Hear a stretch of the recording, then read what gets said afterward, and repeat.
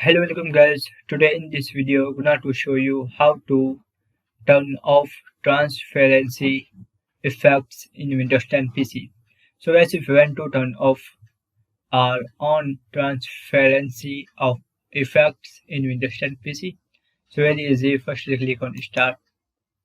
After click on Settings. After click on Personalization.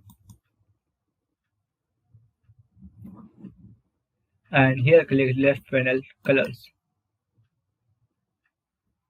And here option transparency effects. So if you want to off or disable, so slash toggle off position.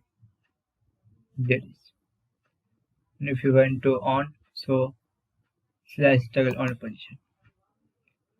If you want to transparency effect turn off or disable, so slash toggle off position.